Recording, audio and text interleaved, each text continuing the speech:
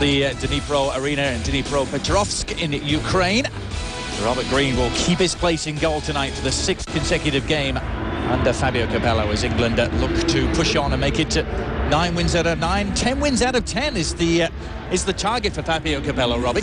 Well, it is, and I think it's great to see. I think why relax, why stop the momentum that they've got over the last few weeks and months in qualifying. Have turned into a very, very good side, very well disciplined, and I like this attitude from Capello. They want to keep it going. These are preparation, and he wants them at 100% match pace, which I think is a very, very good idea.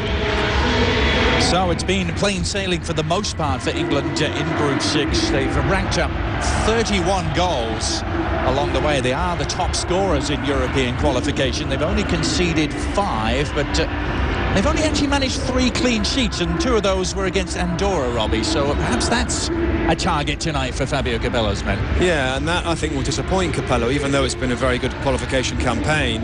I think he prides himself on very well organised team, very hard to break down, and defensively very, very good.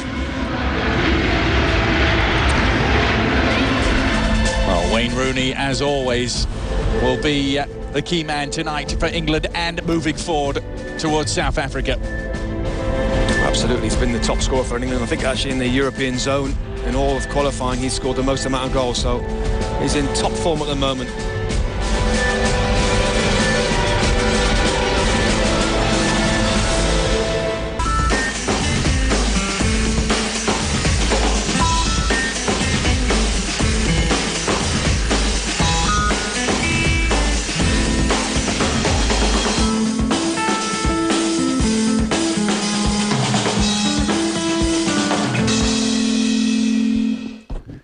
Well, certainly when the draw was made for Group 6, there was some worry in England that the likes of Croatia and the Ukraine would provide a problem, but it hasn't worked out that way. England, part of the list of already qualified teams that looks like this so far, Robbie.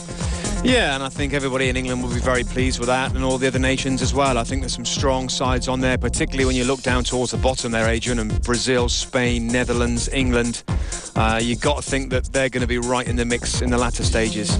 Yeah, this part of the decisive final 2 qualifying games around Europe, Africa and South America. So many places to be claimed still over the course of the next 4 days. Ukraine will know that it's going to take them longer than that. If they're to appear at South Africa next summer, they're going to have to get there via the route of the playoffs, and an important stepping stone along the way will be beating England here. Really nothing less will suffice for the side managed by Alexei Mikhailichenko, a former Rangers player. Plenty of English support here in Dnipropetrovsk, which is the 3rd biggest city in the Ukraine. As the players are about to make their entrance, they've been beaten to the punch though. Out come the flags, and the pre-match festivities very much underway. We'll take one more break. We'll come back with all the relevant team news and take you through to the first half kickoff next. Welcome back. England travelling east tonight to the Dnipro Arena in the Ukraine for their penultimate Group 6 World Cup qualifying encounter with the Ukraine. England already safely ensured of a place in South Africa. Ukraine still with much work to do.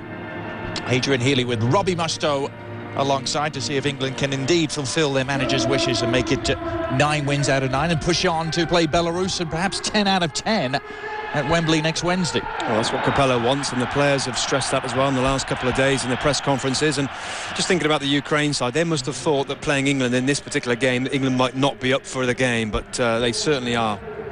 Yes, as you'll see, very much a full-strength side named today by Fabio Capello.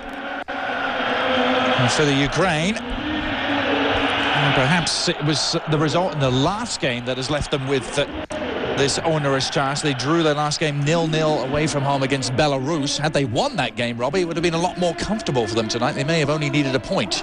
Yeah, and what a big difference that's going to make to this game. And you're right, Belarus away, you expect there. This Ukraine team's got some good players in it. You expect to get a win there, and that makes this game so difficult now that you have to beat England. It's a rather unusual setting for a Ukraine national team game. Normally it's the Olympic Stadium in Kiev that is used for Ukraine games, so that is being rebuilt with an eye towards Euro 2012. And so the game moved to Dnipropetrovsk, which, as I mentioned, is the third biggest city in this rapidly developing football country. There's always been a fine culture of football here, Robbie, but they've only been an independent nation since 1991. They used to contribute so many players to the old Soviet Union national team. Yeah, and it makes it difficult, doesn't it? All the Soviet Unions broke up now, and they've all got to make their own way, and they're all new, and they've certainly got some good players. Just getting a consistent level of play is going to be difficult. I see there the fans are going to be well into this game. This is a major cup final type of must-win game for them.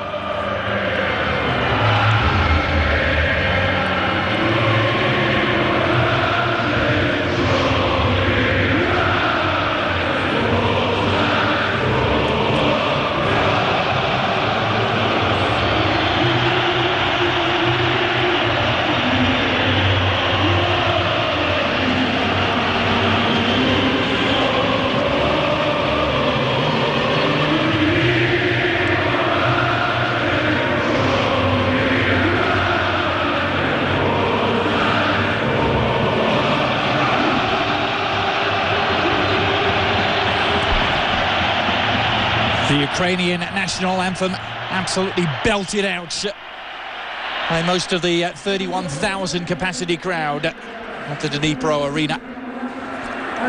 It's a must-win night for the home nation. England without such pressures, but with ambitions of their own still in this European qualifying Group 6. And memories of the narrow win they achieved over Ukraine at Wembley back in April, perhaps still fresh in their mind. Ukraine taking them closer than anyone else so far in Group 6. Yeah, I think so, and I think when we look at the lineups, there's a few players out actually tonight's game defensively, but I think when going forward, they've still got some good players, and certainly England's got to be very careful.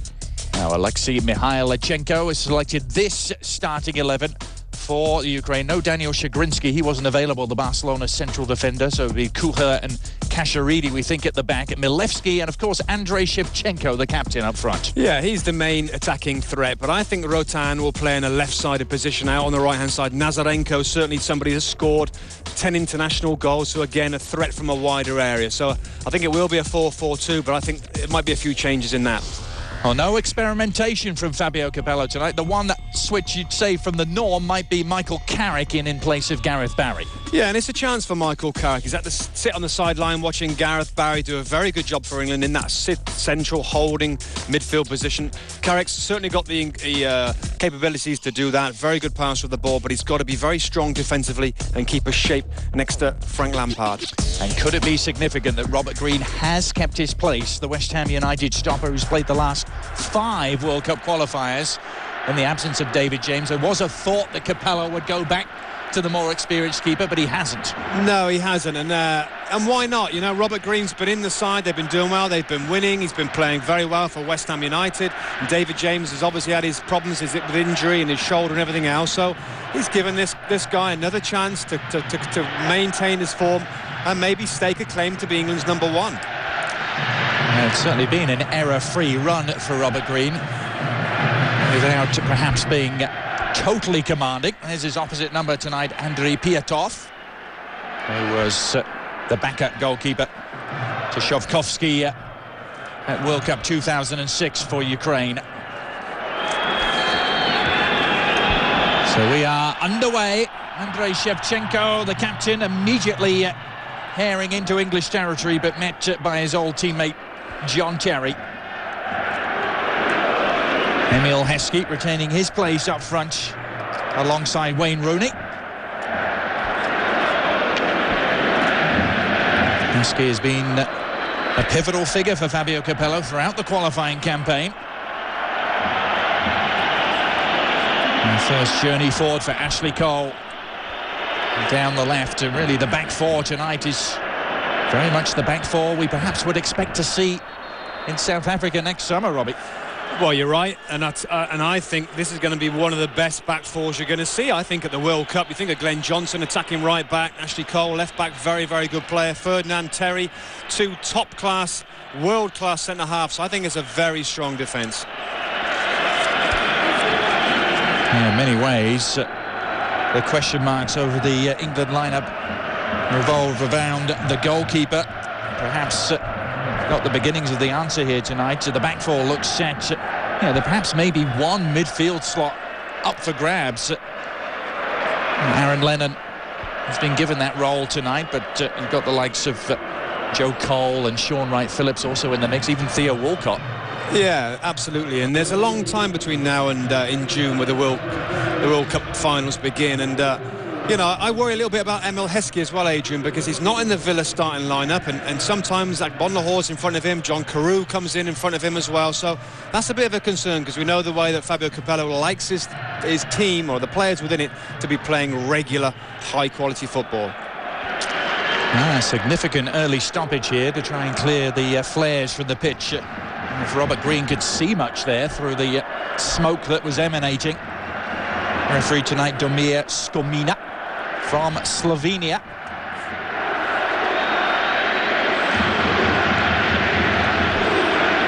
There's Alexei Mikhailichenko, who took over in January of 2008, former under-21 coach for the Ukraine. Played in the British Isles with Rangers very successfully for 5 years in the early 90s. Fabio Capello with one of his assistants, Stuart Pearce, on his left. Capello's only defeat so far in his English tenure have come in friendlies against France and Spain.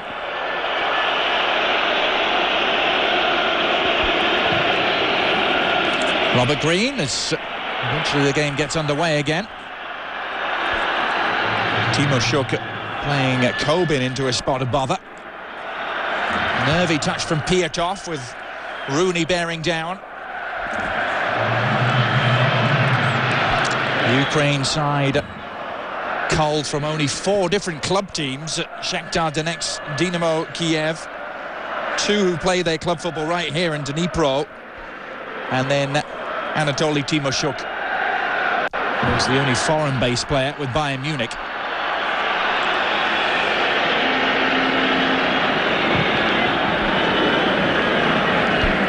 Green's clearance finding Heskey. And Kasharidi is there to corral.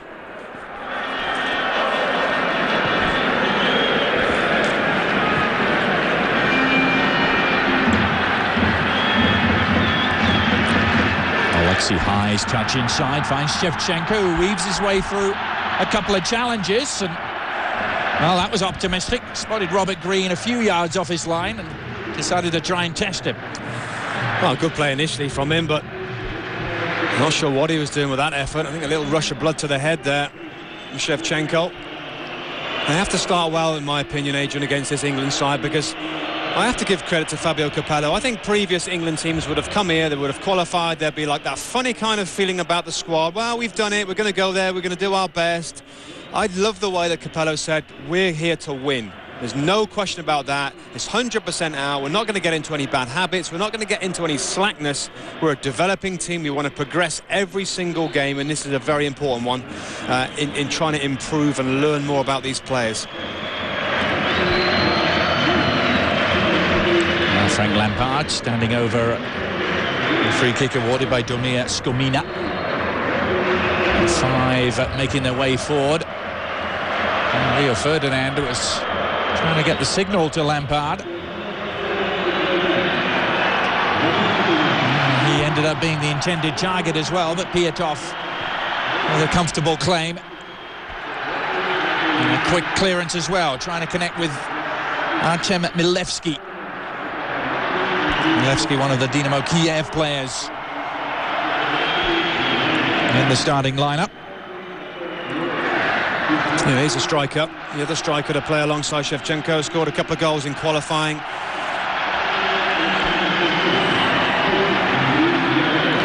Here's Shevchenko once more. was Rotan who was available on the right, but it's Timoshuk who keeps the attack alive. Kasharidi.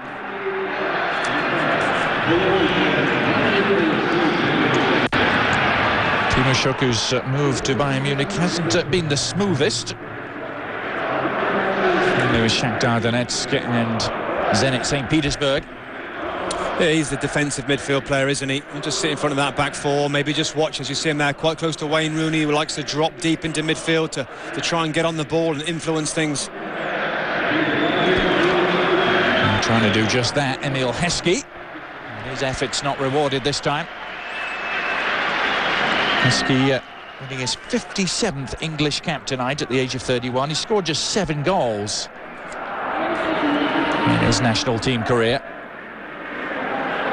That's what Heskey will do for you as a team. Works very, very hard. He's a big, strong boy. You just see his position there. Look, he's very, very conscientious in picking up Timoshuk, who will be the deep midfield player.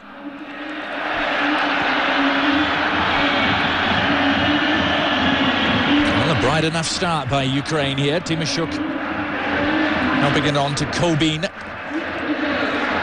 And was that a foul by Terry? It wasn't.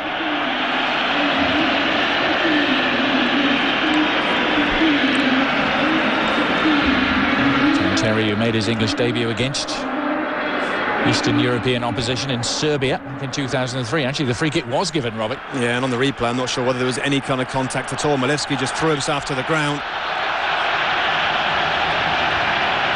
Rotan bending it in. Ashley Cole rising to win the loose ball, but he has more work to do up against Kobin. Vasil Kobin. Neat and tidy, back to Alexander Kusha. Timoshuk wide to Rakitsky. Strong play from Glenn Johnson and nimble play from Aaron Lennon. Timoshuk was lured into the challenge. Well, that's the two bright young things down the right-hand side for England tonight. Glenn Johnson starts this move off. Finds it through to Aaron Lennon, who's very, very quick. He's got great feet, great acceleration. He's been playing very, very well for club and country. And now, opportunity for England. And vital connection by Rakitsky. He's there to meet it and send the ball over his own crossbar. Again, bright play. Inventive play from England, just catching Ukraine out there in behind defending. It's awful ball watching there. Lennon's in behind, just got to pick out a white shirt. Rakitsky, very important intervention. Stephen Gerrard trying to exploit the corner. Heskey was on the end of it. Couldn't keep his header down. Aaron Lennon seems to have perhaps sprung to the front of the queue for that right hand at midfield slot. Robbie, there's some serious competition in that department. Well, there is. Sean Wright-Phillips, James Milner, David Beckham are other players that could fill that position. Aaron Lennon, for the most part at the moment, it seems to be the number one choice. But what some nice options England have there. Winning just his 14th cap tonight, Lennon, who was in the wilderness for a while after springing onto the national stage at World Cup 2006. I think for some of these young players and attack-minded players, sometimes after an initial burst of you burst onto the scene is difficult because people know you, the defenders get to know you. You've got to then really be clever with your football and pass it, and not just dribble all the time.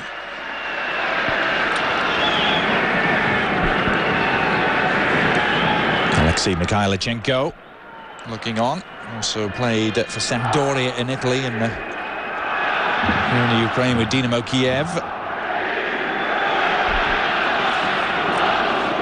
England's first ever visit to the Ukraine. 3 previous meetings between the two nations have all been in England. And all 3 won by England. 2 friendlies. And that qualifier in April was won by John Terry's late goal.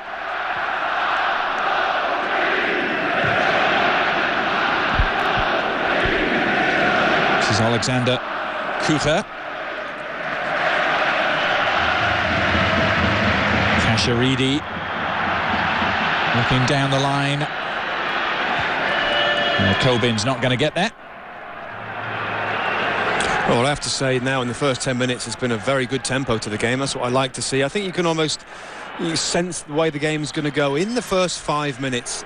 You know, what kind of speed is the game being played at? What kind of closing down is both teams doing? Are they pressing high to win the ball, or are they dropping back in their own half? Well, at the moment, particularly Ukraine are very much on the front foot. They want to get stuck into England and try and win the ball back. So it's a good competitive match.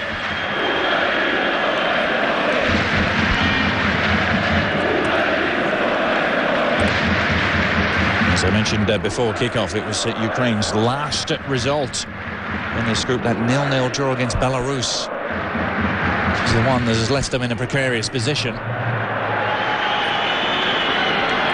And both their games against Croatia ended in draws, 0-0 here in Ukraine, 2-2 in Croatia.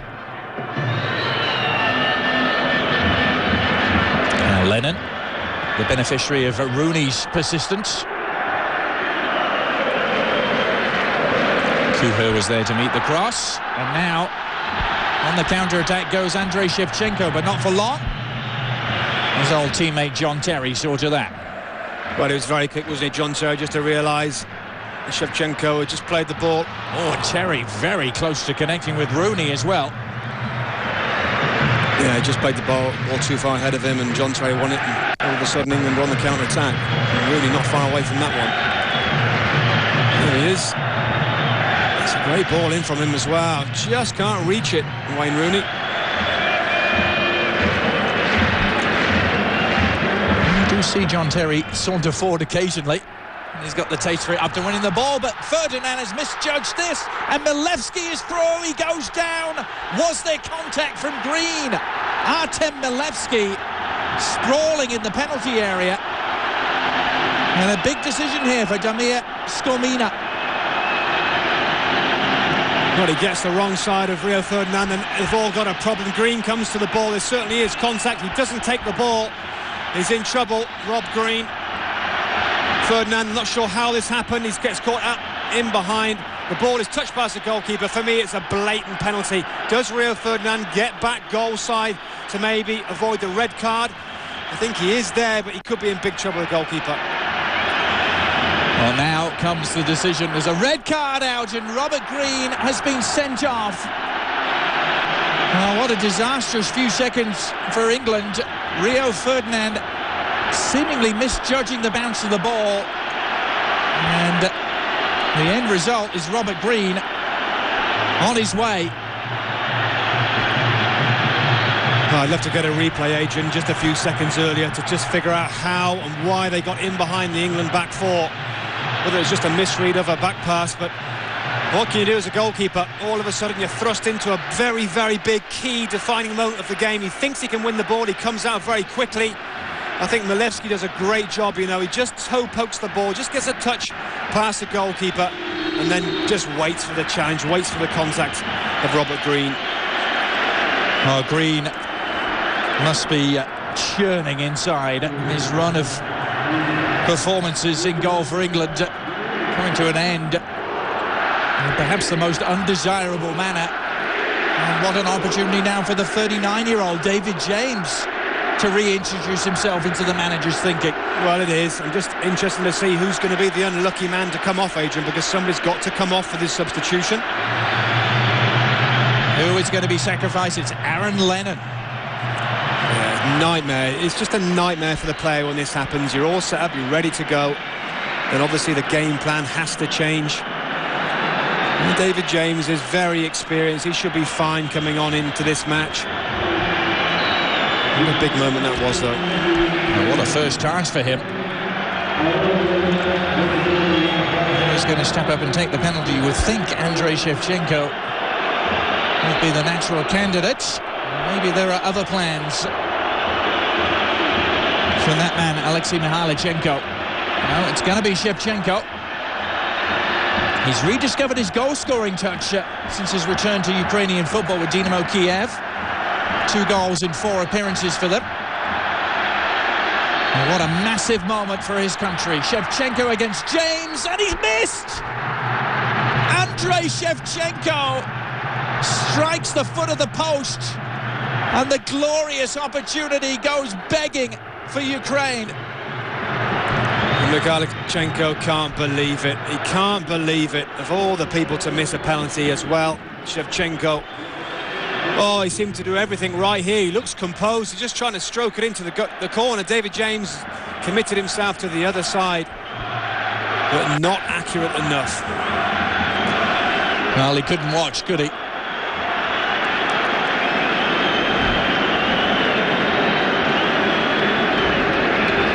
The reaction, a muted one on the Ukrainian bench. Not so from the fans. There's another flare that's been thrown on right in front of the post that Andrei Shevchenko just struck. That's the second serious delay.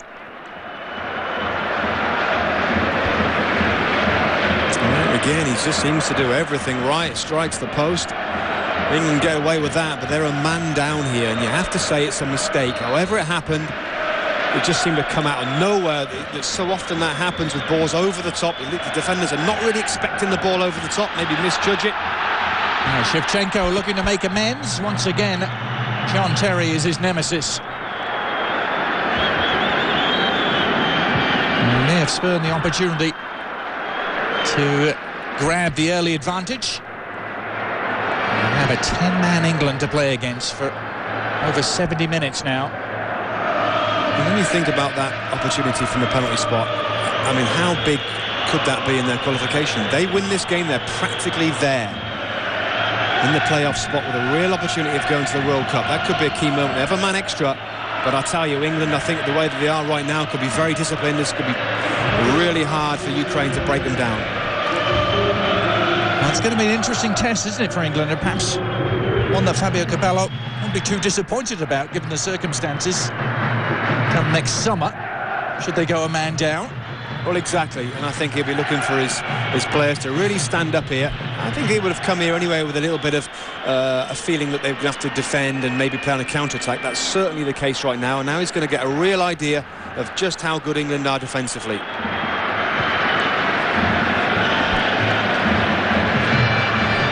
One thing England have struggled to do over the course of the qualifying campaign is really subduing opponents for a full 90 minutes.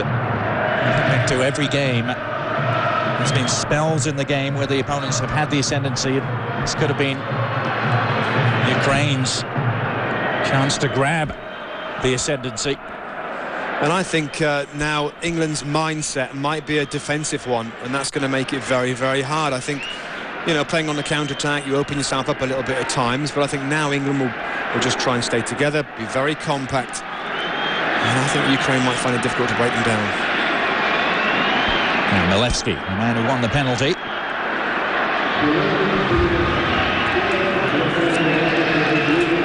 Good throw from Kobin. Back to Timoshuk. I mean, his 90th cap tonight. He's just one behind Andrei Shevchenko in that department. Nazarenko. Cross charged down by Ashley Cole. Nazarenko once more.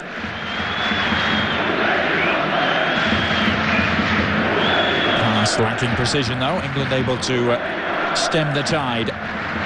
Well, just tactically with England, I'm not sure they're going to go with a 4-4-1 organisation with maybe Rooney or Heskey playing in a wide area. Well, I've got a feeling that at the moment they're just going to continue with the two strikers and see if Lampard, Carrick and Gerrard can just handle the midfield, the three of them.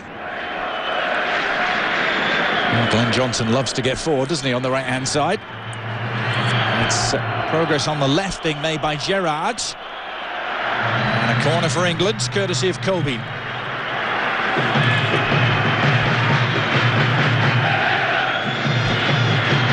Steven Gerrard, who made his debut 9 years ago in the first ever friendly between the two teams. 2-0 win for England at Wembley.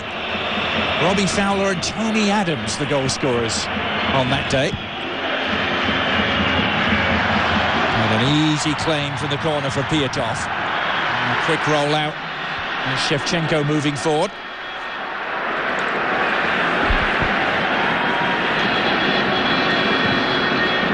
Sloppy from Nazarenko. Gerrard the beneficiary.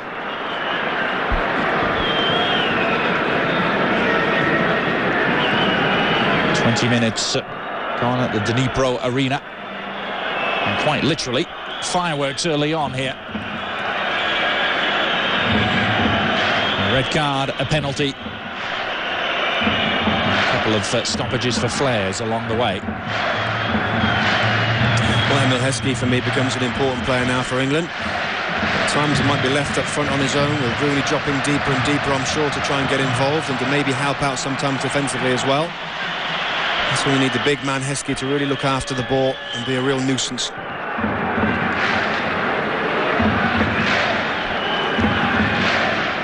Calmly done by John Terry. He's looking to push on and receive the return ball. Now Ferdinand has to get there, and did.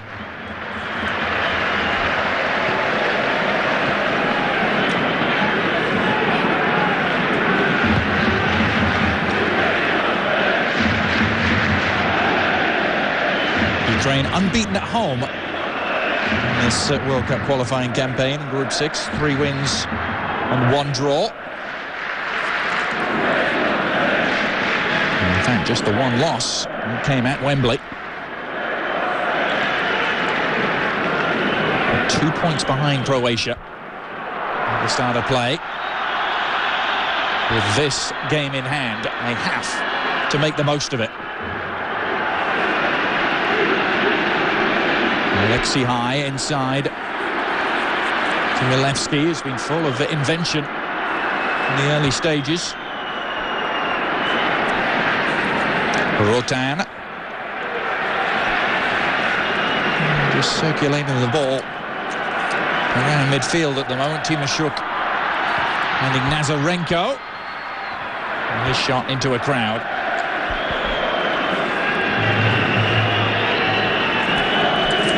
Serhii Nazarenko, one of the players very used to the surroundings here. He plays for the local side, FC Dnipro.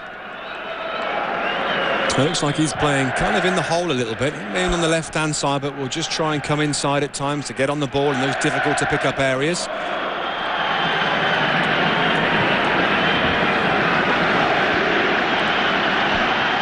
Now Kobin roared forward by the locals. Shevchenko has dropped off. Alexi High switching the point of attack to Rakitsky on the far side. Nazarenko aiding and abetting. Quickly switch back to Kobin. Needs a good cross. And there wasn't one forthcoming. And that's the tactic they should use, Ukraine, for me. Just switch it from one side to the other side. That's what is difficult when you have a man less in midfield in particular, to really cover all the areas there. You've still got the back 4 in place. But just in these areas you can see all the space on the flanks.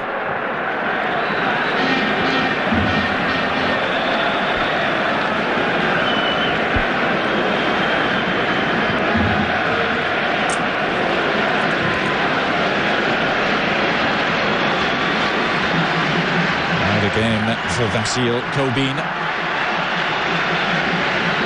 Alexi High.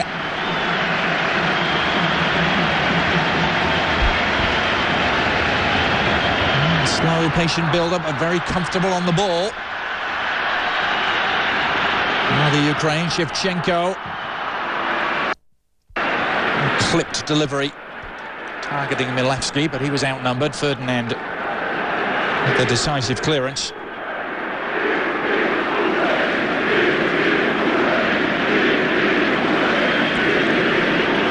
Seems to be continual concern in the England camp over Ferdinand's full fitness, Robbie. And I wonder if the goal rather highlighted those concerns. Possibly. And we didn't get a good enough replay to see how that game came about. Was it a misjudgment, or was he just ball watching or out of position? It certainly was a mistake. Now Shevchenko, not going to get there. His 91st cap tonight, Andrei Shevchenko, who's scored at a pretty good rate for his country, 42 goals, but it really should have been 43. Yeah, he's not the sort of player to... I mean, he's missed a penalty now, but he's experienced enough to get on with his game. It won't affect his general performance level. Such a wretched time at club level since leaving AC Milan. Just started to rejuvenate himself, as I mentioned, since his return to Dynamo Kiev.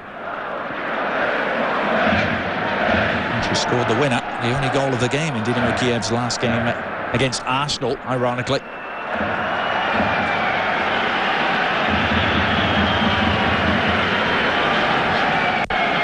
This is Timoshuk.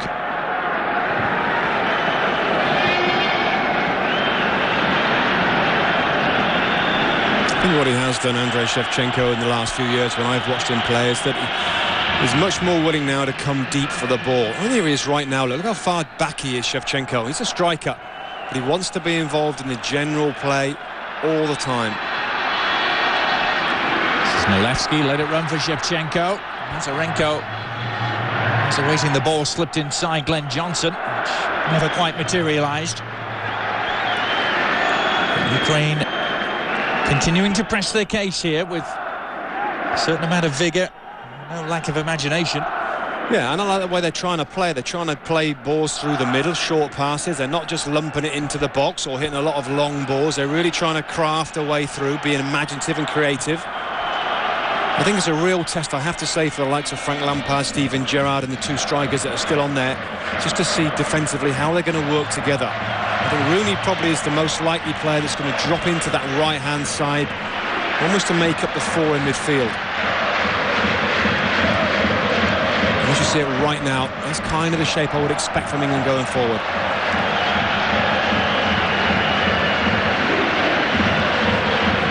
Ruslan Rotan.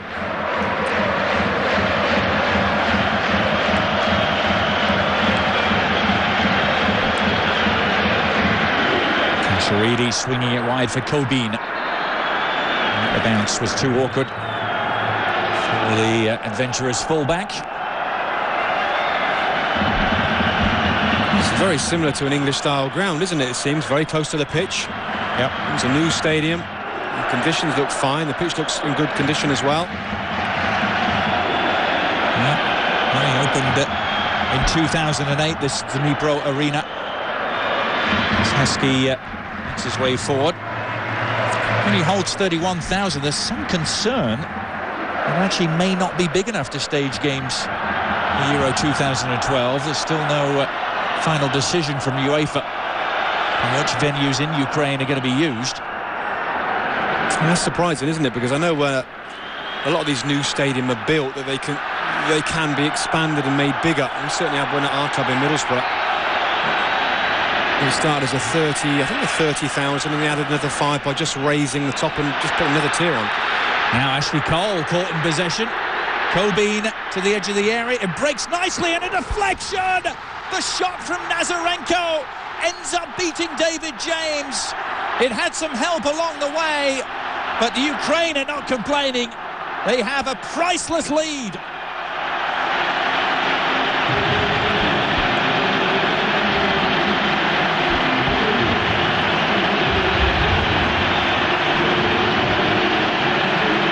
Serhii Nazarenko blasts the Ukraine in front. Well, what a big moment in the game. What a big moment in qualifying. Ashley Cole is trying to get back and make a difference. It's a good tackle from Glenn Johnson, and who does it deflect off? I'm not sure from that angle, but it's a big deflection. David James has no chance, and that's a key moment for Ukraine. You see Ashley Cole coming right across, and then the other fullback does the same thing. It's a well-hit strike. We talked about the threat of Nazarenko as well in that midfield area. And we've got the breakthrough. Serhii Nazarenko, who plays his club football right here at this stadium. Was it Glenn Johnson who deflected off? It was almost an attempted clearing header, it looked like, Robbie. Yeah, it certainly did. It's just difficult to see who it was. He just glanced off the player's head and flew into the back of the net. I've yet to see a definitive replay to try and tidy that up for you. Johnson a candidate. England on the back foot. And on the examining table at the moment.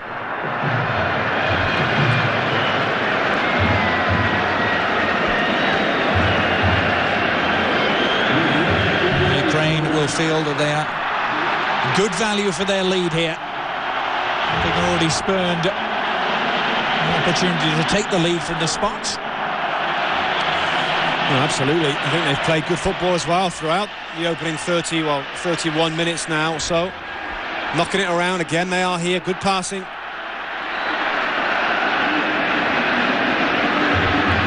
Shevchenko. Dissecting the two players available, Rotan and Kobin. We'll get a better look at it here, but it was a mistake from Cole initially, wasn't it? Yeah, it certainly was. Here comes the tackle from Ben Johnson. That's Ashley Cole. Just compounding his error. Being chased back and harried back. Wow. It's a live play, and Emil Heskey is a whisker away from connecting. Frank Lampard had made inroads into the area. Oh, what a game, end to end right now. Plenty of passion flying around. I see here Wayne Rooney drives inside. He's got runners in Frank Lampard and Heskey at the back post there. He's in, he's not offside. What a good chance for England. What a good chance. Frank Lampard has been on fire with England with his goal scoring. He doesn't need to look up. He knows where the goal is and just drags it wide. Great ball from Wayne Rooney. Andrei Piatov as well, the goalkeeper, did well to come out and just narrowed the angle as well. Lampard has really been reinvigorated, hasn't he? As a goal-scoring force, and that's back off the post. Talk about force. What a strike from Milevski. David James beaten all ends up. Only the inside of the woodwork denying Artem Milevski. Well, just take a look at the way he strikes this ball. It's not even really a full half volley. The ball is on the rise. He's have to control this strike. What great power and great accuracy. Very unlucky Milevski that time. It just showed you, doesn't it? David James has come into this game sitting on the bench. I think it's going to be a nice easy night, and he's come into a cold run of activity. And it continues. It's outside his penalty area.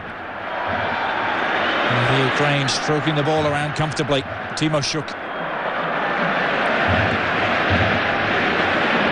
Zarenko.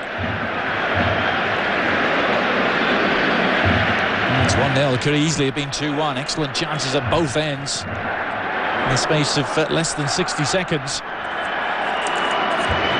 Milevski really carving out the chance all by himself with his delicious shot. Frank Lampard so close into equalising as well. This is the goal that did go in. I suppose defensively you look at England, you know, there's a lot of space there, isn't there? I think Michael Carrick might be the nearest player to it. And this is what happens when you have a man down. The players don't fill all the correct spaces, the right zones, if you like. They're just having to fall nicely to Nazarenko. And lots of space on the edge of the box. I just wonder if ultimately that might be credited as an own goal to Ashley Cole. It was certainly a serious enough intervention, wasn't it? I don't know if it would have beaten David James without his header.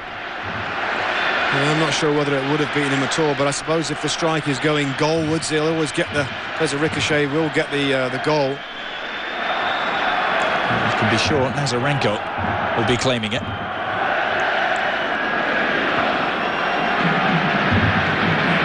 Lovely back heel, but Gerrard is alive to the problem.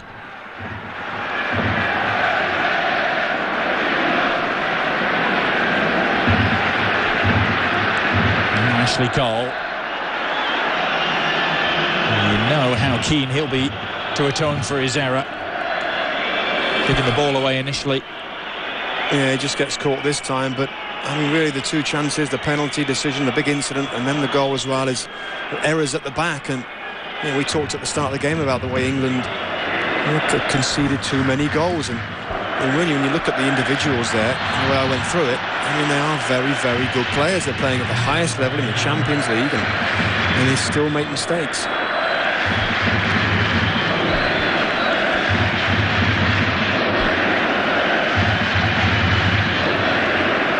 Goal conceded means again a clean sheet will elude England. Their only clean sheets have come against Andorra twice and Kazakhstan once. Maybe that's nitpicking in a group in which you've won 8 out of 8, Robbie, but it is cause for concern, it is, isn't it? Absolutely is, yeah. I mean, it's not a difficult group. We talked about Croatia and Ukraine, but... This is Glenn Johnson. He's done well. Glenn Johnson, 3 to aim for, and the pullback was targeting Lampard. That's what he gives you, doesn't he, Glenn Johnson? He gives you that quality going forward from the wide area. Well, I think Fabio Capello's going to be concerned, Adrian, going back to the, conceding goals. In the World Cup, it's the highest level there is. There you go, just got to pick out a white shirt, just tries to drag it back. Frank Lampard is there on the penalty spot. Heskey has come out limping, trying to get on the end of that long ball.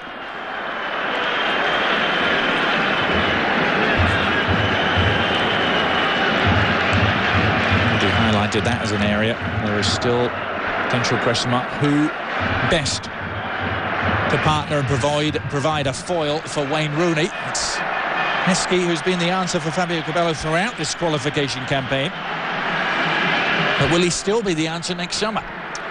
Well, that's the big question. I think the way that England have gone through qualifying has been great. They've won 8 out of 8. Everybody's happy. Everybody's scoring goals in the midfield. Maybe not so much Heskey, but he's certainly getting a lot of credit for the work that he does, and I agree with that. But the longer it goes on, I don't know. I just think there's so many other players. You talk about Defoe. Agbonlahor is on fire at the moment for Aston Villa. Carlton Cole, who's playing very well for West Ham, scoring goals. So with such a long way to go to June, who knows? Now Johnson has been caught out of position. Shevchenko really fully catch hold of it. The scuffed his shot across the face of goal. Well, he's been lively. He really has, hasn't he? Shevchenko has been the forward that we've seen more than any other. He just bides his time. It's a brilliantly timed run, you know. He realises exactly where he is, where the defenders are. Just times it perfectly. I'm not sure what he's trying with this one. Trying for a spectacular in the far corner. Milevski couldn't quite weave his way through the challenges, but it's a beleaguered English defence at the moment. And serious examination here. And Gerrard will be quite happy just to stem the tide momentarily by conceding the corner. Well, that's right, and it's a very important job for the midfield players as well. We know the back four are going to be under pressure, but they have to get the protection. Steven Gerrard, Frank Lampard, as I've said before, have to show us a little bit of grit, a little bit of determination in defending, helping that back four. There's the Ukrainian corner. A free header at the far post, or beyond it, and head in hand time for Alexei Mikhailichenko. He would have liked to have seen that nodded back across the face of goal by Alexei High. Well, it certainly was. It was a deep corner, and you're right, you should just head it back into the middle, over to bodies. Very difficult to score from there.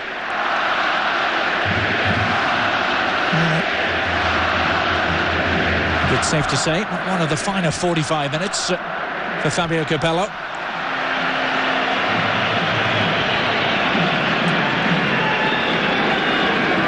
Down a man and down a goal. I think it's fair to surmise from that, facing the prospect of his first competitive defeat as England manager. A long way to go. There's a long way to go, and I just think, we know it's going to be very difficult for England now with a man down, but they've got to do a bit better job keeping the ball, keeping possession. That's better. Much better, isn't it? From Johnson again, who's the catalyst. Well, he's made inroads, serious inroads twice now, but failed to deliver the telling ball. And now has to scamper back as Ukraine are on the move once more with High. Well, Wayne Rooney's the player that's filled in for Glenn Johnson. He might just switch over here as he's come back into his position. Cobean. Ukraine switching at flanks almost at will. Cobean making his run. Milevski, Shevchenko, Rakitsky, marshalled by Rooney. Heskey back to help out as well. And Timoshuk's always there, always available for the ball, just stays behind it, always again there, just keep it moving from one side to the other. That circulation of the ball through midfield, very neat and precise and confident by the home side.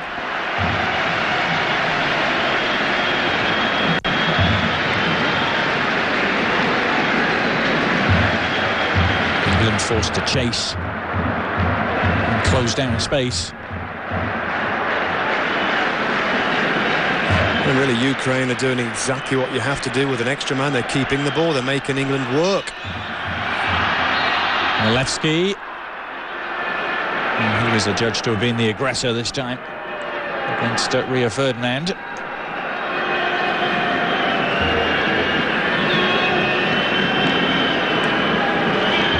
Perhaps a shade of offside as well involved in the decision. I think so. I think he's certainly offside there. Just gets in behind John Terry and Rio Ferdinand. And those two players have had a real battle on, haven't they? Milevsky and Shevchenko. And arguably, well, they've certainly had the better of it in this first half.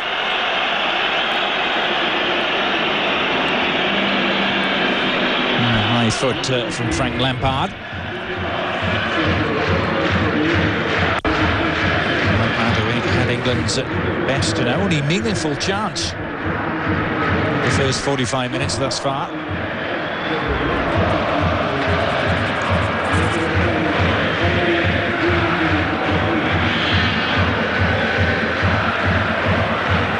Alexi high for Ukraine.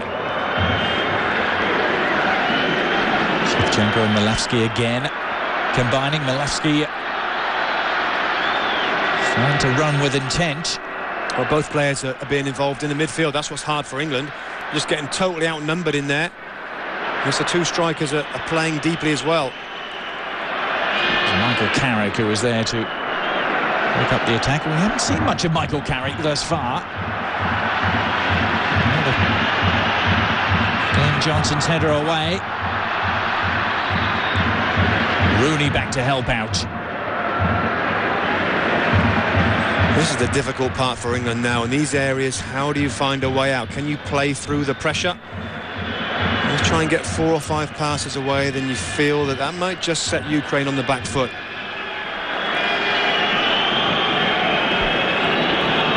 Carrick. His 20th cap tonight for England. The pass is intercepted by Alexi High.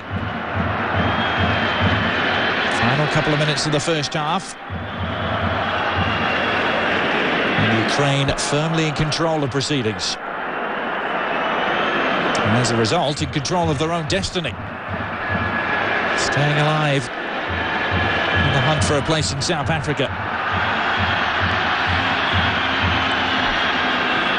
This is Nazarenko, Adrian, the player that obviously scored the goal. And it's a wide left player, but he's drifting. He really is. And he's just allowing Ratitsky, the fullback, to make the width on that side.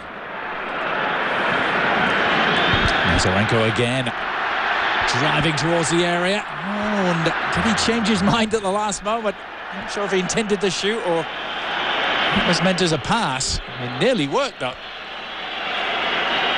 Well, I think he just saw the run at the last moment there and just tried to poke it through. The High who'd made the run right through the centre.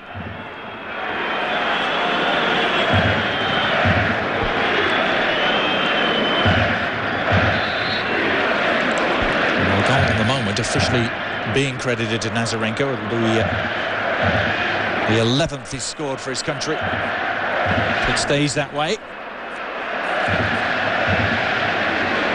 This is his 40th appearance.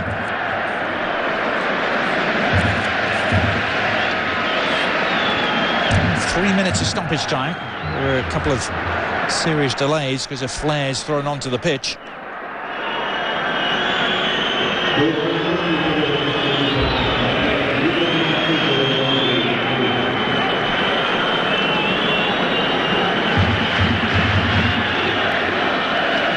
David James. Long for Heskey, who got the little flick on and is there to pick up the pieces too. Wayne Rooney needing an outlet. Lampard providing one. Couldn't keep it in. Well, when they have broken England, they've broken very well.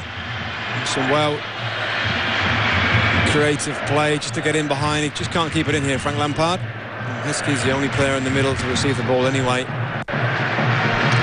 It's been the most likely route to goal, hasn't it, for England? Lampard making those darting runs inside the fullback and Rooney finding it.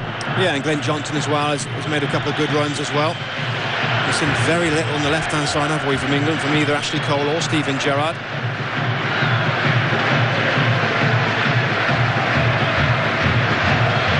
Just a totally different game now. It'll be interesting to see what Fabio Capello does. Is he going to stick with these players? And I mean, this is a real grind for England. Or might he just change it up and make a few substitutions and maybe just rest some of these players? Does he need to really see if they can graft through a whole game with a man down?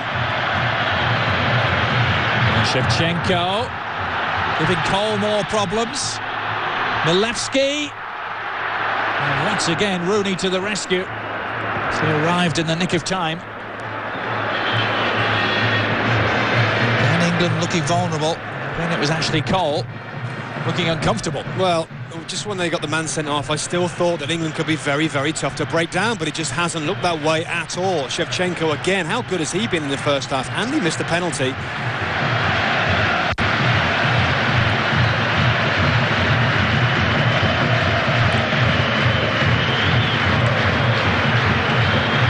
Andrei Shevchenko, who's smell of English club football was so disappointing. Gerrard left flattened. The close attentions of Vasil Kobin, who goes in the book. Yeah, certainly a free kick. I think he's a little unlucky for a yellow card. Maybe 2 or 3 challenges. The referee has decided to book him. This comes a bit clumsily, really, into the back of Steven Gerrard.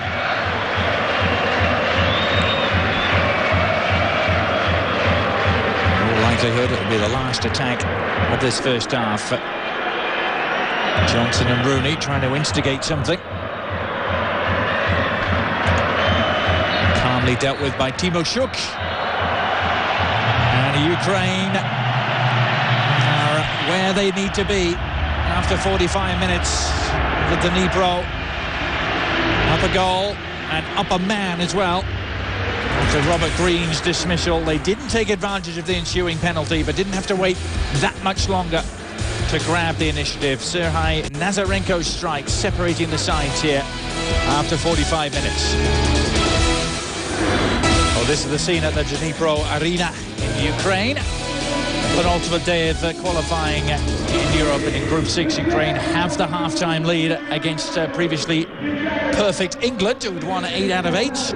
But not a 45 minutes to remember for Fabio Capello's men. Adrian Healy with Robbie Mustoe alongside. Let's take a look at some of those first half highlights. Really the decisive moment perhaps in the game came in the 16th minute, Robbie. England hadn't been under too much duress up until this point, but then a mistake from Rio Ferdinand and compounded by Robert Green. Yeah, Robert Green just flew off his line, didn't get the ball. Thought he was in big trouble. He got the red card, and that certainly changed the face of this match. And there's a substitution there with Lennon being sacrificed for David James. But from the resulting penalty, England escaped thanks to Andrei Shevchenko striking the base of the post. Yeah, just everything right here. Maybe just try to force it into the corner a little bit too far. Must have seen David James go the wrong way. Bad miss. But it was only a temporary reprieve, as it turned out. The Ukraine goal was again the result of some English mistakes at the back. Ashley Cole, the guilty party. It fell for Nazarenko, and again Cole had a helping hand, or a head.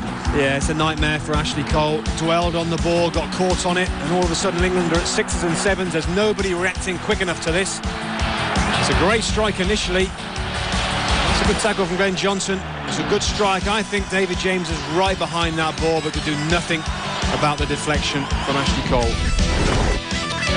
It was almost a very quick response from England. Frank Lampard, their best moment of the first half. Yeah, he's just got to try and figure out where the goal is. You can see there, he never looks at the goal, just pulls it wide. But less than 60 seconds after that, there was another scare for England as Milevski launched an absolute missile which cannoned back off the post. Wow, what a brilliant strike this is. Absolutely magnificent. Goes around the outside of Ferdinand. Look at that. David James does his best to get across. Well, that was a brilliant strike of the ball. So Ukraine with a goal, also striking the woodwork twice in the first half and really dominating England in most areas of the pitch, Robbie. Well, absolutely. I thought they've played good football. They forced the issue. They forced the mistakes. England certainly have been they made too many mistakes at the back for them and for Capello's liking, but really you have to say it was dominated by Ukraine.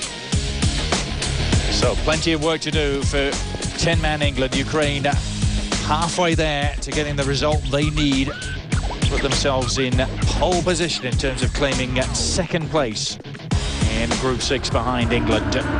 As the halftime entertainment continues at the Dnipro Arena. Plenty more to enjoy here, I'm sure. Hope you'll come back and watch the second half with us. We'll step away one more time. Ukraine leading England by a goal to nil. Welcome back to the Dnipro Arena, where Ukraine lead England by a goal to nil. It's penultimate night of World Cup qualifying for South Africa 2010 in Europe. Penultimate, that is, in the group stages. Of course, the playoffs still to come, and that's as good as Ukraine can do. Here in Group 6, England already have the group well and truly wrapped up. And it's Ukraine and Croatia who are battling for the runners-up spot and a place in those November playoffs. A lot of recent controversy involving FIFA's decision that they're going to seed those playoffs, but Ukraine won't mind one little bit if they're in them, Robbie. I think at this stage of the qualifying process, they'll just be delighted they're in the playoffs. Some other latest scores and indeed a couple of final results to bring you. Switzerland well in command against Luxembourg. Greece against Latvia is the interesting game to watch out for in Group 2. Both those sides 3 points behind Switzerland. So far, all to play for in Group 1. Denmark and Sweden, Portugal and Hungary. Yeah, and I think Hungary were the early pace setters there, and they've kind of lost their way a little bit. Now it's kind of the best two out of the three, isn't it? Denmark, Sweden and Portugal. And I think each team, particularly Sweden with Zlatan Ibrahimovic and Portugal with Cristiano Ronaldo, I think a lot of people in South Africa would love to see those two players at the finals. What a result for Germany. There's another name we can add to qualifiers for South Africa. Germany's victory at the Luzhniki Stadium in Moscow seals their qualification. It means Russia will have to settle for a playoff spot. Yeah, difficult side. Russia, I'm sure they will be in the playoffs, but Germany, how many times do we say about them when you don't really fancy them to do great things? That is a fantastic result away in Russia. Another side who could be looking at a playoff spot, Bosnia-Herzegovina. They are winning against Estonia. As they move on down the board, no kickoffs yet in Group 7, where France are fighting for their World Cup lives. In Group 8, the big one coming later on. Game you can see on ESPN as well, Republic of Ireland against Italy. Yeah, Italy just need a point to guarantee the top spot in the group, but that's not going to be easy. Republic of Ireland are still very much in it for the top automatic position. Again, all the latest scores and news at scorecentre.com. Well, Ukraine, again, just to clarify the position, should they win here tonight, will go a point ahead of Croatia, and then both Ukraine and Croatia will play what look like winnable games on Wednesday. Both away from home, but Ukraine travel to Andorra, Croatia go to Kazakhstan, so Ukraine will be in a wonderful position if they can seal the deal here. Well, I suppose you shouldn't say it, but I think it practically guarantees it if they win against England tonight, because you can't imagine Andorra they've got 0 points in the group, so you'd have to think Ukraine, with all that's relying on it, are going to go there and get the win. And Croatia, other side, looking on and perhaps biting their fingernails, particularly after this moment. Nazarenko fired the home nation in front.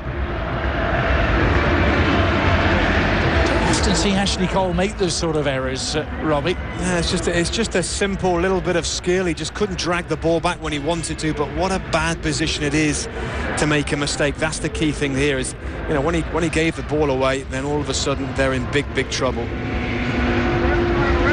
Well, you posed the question just before the half-time whistle went, what would Fabio Capello do? Would he leave the front line players out there to see how they respond to adversity, or would he decide to cut his losses and Maybe make some changes, give some of the fringe players a look. It looks like he's sticking with the starting lineup for now. Yeah, maybe he feels this is a useful exercise now in backs against the wall, being organised, being hard to break down, as I thought they would have been more of in that first half. I still, even though there was a mistake at the back, I still was disappointed with England the way that they defended with just the 9 outfield players. It really was a story of defensive miscues, wasn't it? Rio Ferdinand's that ultimately led to the red card and the penalty. And then Ashley Cole's that led to the goal. And at this level, and particularly in the World Cup finals, you cannot afford to make those type of mistakes. Very few games in the World Cup to make mistakes. You have to get it right. Our stage is set for what could prove to be a very interesting second half. Ukraine will be an interesting team talk, won't it? Delivered by Alexei Mikhailichenko. How do they approach the second half now? They've surely got to look to kill the game off. Yeah, I think you're right. I think it might be that the team start to get a little bit edgy, a little bit nervous. They can almost sense where they are in the game. I think if I'm the coach of that team, I ask them to do exactly the same again. The way that they approach the game from the start, the way after the red card was given, that they continued to go forward and they look very bright. They must do the same for me. England in white, now going from left to right as Lampard connects with Rooney. Glenn Johnson, who made a couple of interesting forays into the penalty area in that first half. Remember, no Aaron Lennon in front of him, and Johnson again on the move. Once again, the cross ending up in the arms of Piatov. Well, it's a shame for England because they had a couple of players in the box. I think Lampard was coming in on the far side, and Glenn Johnson again seems to get round the midfield player and Ratitsky at will. He just can't pick out a good ball. There have been times during Fabio Capello's tenure where England have delivered perhaps less than satisfactory first halves, but have come out and make amends in the second half. You think of that friendly against the Dutch. Yeah, it's just, I agree with you, but with a man down, it's just hard to dominate a game of football. If they can manage to do that here and come back, will be absolutely fantastic performance from them, but it's always hard with a man less. Well, James Milner is the one switch Fabio Capello has made at half-time. Milner trying to make an impact straight away and has carved out a corner. It's his opposite number, Cobain.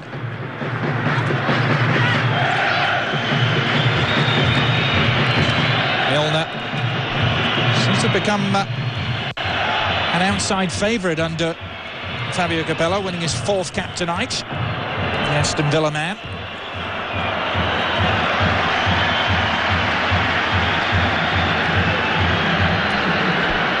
Now Milewski was a constant thorn on the side of the English defence in the first 45 minutes, the Dynamo Kiev man. Well, I thought he was, and what a great strike to hit the post as well. And when I looked at the lineups, Adrian, I thought of Andrei Voronin on the bench, a Liverpool striker, and I thought, well, how is he not in this team? But, well, there's your answer. Milewski has done very, very well in the game up to this point.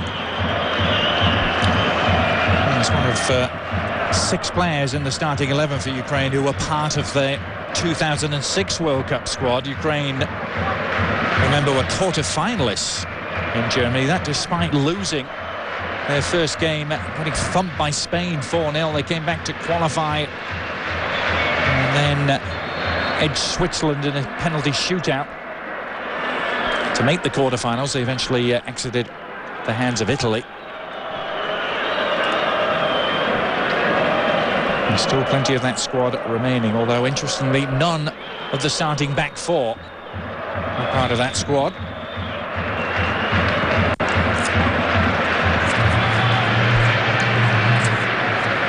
The back 4 dominated by Shakhtar Donetsk players, the midfield perhaps by Dnipro players, and the front line all Dynamo Kiev. So plenty of understanding at a club level. Well, they should be, shouldn't they? And they've played like that as well, haven't they?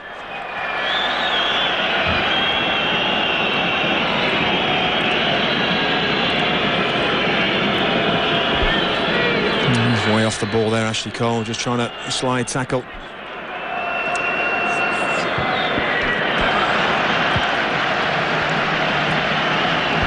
Plenty of Chelsea club connections for England, but now an Aston Villa one as well with Milner and Heskey, even though, as you mentioned, Heskey is having trouble starting for Villa at the moment. Yeah, but James Milner's been a very good player for them. Highly thought of. Martin O'Neill, his coach at Aston Villa. He says he's a very, very good player, but he's got great ability, but he also works his socks off, and I think that's a Capello type of player, I really do. And particularly in this type of game, you want somebody that can do something going forward, but obviously they need to defend as well and help out defensively.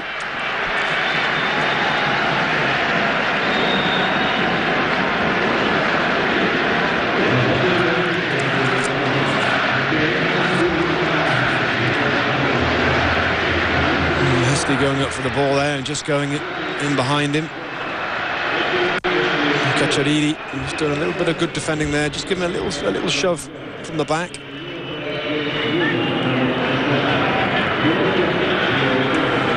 Ruslan Rotan going out to win the header, but that's an errant pass which Rooney has picked off. Wayne Rooney around Timo Schurk, he's opened up some space for Milner. That space very quickly closed down. Milner looked favourite to win the ball, but Cobain got there first and was hurt in the process. I thought the referee played advantage. He's now going to stop the game for an injury. It was Cacciaridi, wasn't it, who was sliding across from centre-back to meet James Milner head-on. It's a good play there from Wayne Rooney in the build-up to that movement.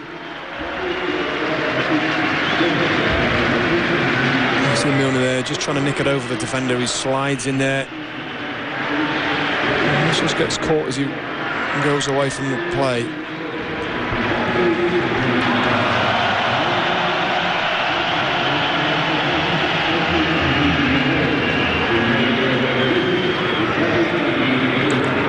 Cobain.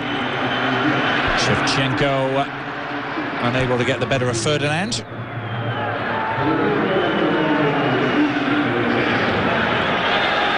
He scored 9 league goals in his 2 years with Chelsea. He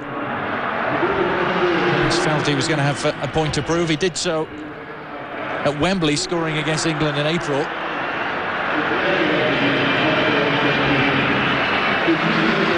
Yeah, I just thought the Premier League was a little bit too fast for him, Adrian. I know he's past his 30th birthday, and I think as a striker it becomes harder. You've got to be very, very intelligent. You've got to be a great finisher. And it just never really happened for him. I thought the physicality was a bit too much for him in England, particularly when you're playing a team like Chelsea. I mean, it's the very, very high level even in England, and it just didn't really work out for him. Perhaps the wrong move at the wrong time for Shevchenko, who had been really royalty in Milan. 7 years with the Rossoneri. Netted 127 goals in Serie A.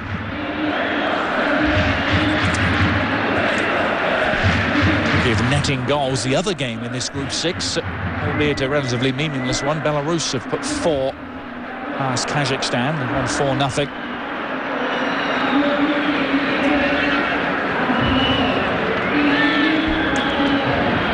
It's Croatia who are the powerless onlookers here tonight. All of a sudden, plenty of England fans in the small nation of Croatia. Yeah, absolutely.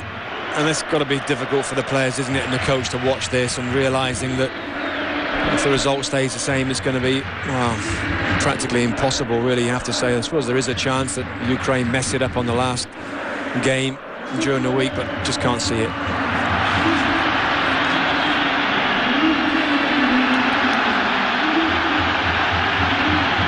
Surging forward again, the whole nation. Shevchenko heading infield. It's Alexei High who pivots. It's Rakitsky into the build-up. Oh, what a save that was from David James. He looked like he was going to be beaten as Rakitsky's goal-bound effort seemed to have him wrong-footed. Well, it seemed to. It looked like it maybe swerved or something. James seemed to be going the wrong way. Then he has to readjust himself, and that's very, very good goalkeeping. I tell you, it's a strong right hand from David James. Just seems to change his direction. The mid-flow, that's a big, big save. marvellous save from James, wasn't it? With the danger not removed. This is the cross from Rotan.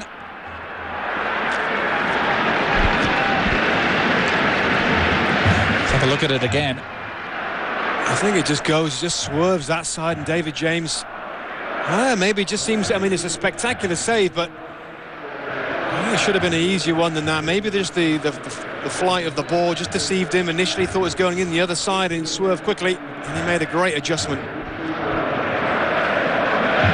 And it's exactly the same spot in the goal as well, Robbie. Yeah, again, I was going to mention that. Rotitsky there, how much space did he have in and around the box? In England now, with Rooney playing in the midfield, should have 4 across there. There shouldn't be that many spaces in front of the back 4, but there certainly is. Now Milner switching flanks to work on Rakitsky. Back cross, either Heskey was in the vicinity. Carrick picking up the pieces, and Rooney trying to dance his way beyond a couple of challenges. It's with Johnson now.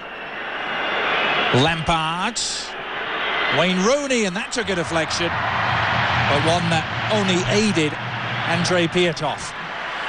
Well, it's better play from England though. A few passes, a little bit of combination work. Rooney's just switched sides with Milner. Nice little bit of skill there, but they just find a little bit of joy here. It's a long way out, Wayne Rooney. It's easy for the goalkeeper.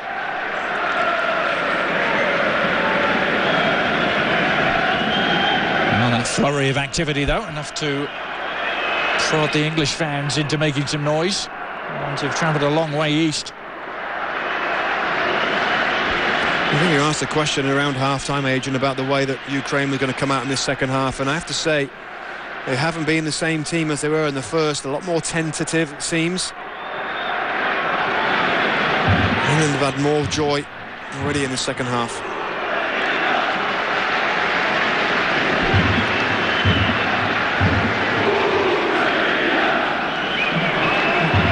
The mental part of the game coming to the fore, Robbie. Do Ukraine believe? Do they really believe here they can get this job done? Well, I think they should believe it. It's just the way that they're going to do it. Are they going to sit back here and almost invite a little bit of pressure, give the ball away here? Get it straight back again. Poor play from England.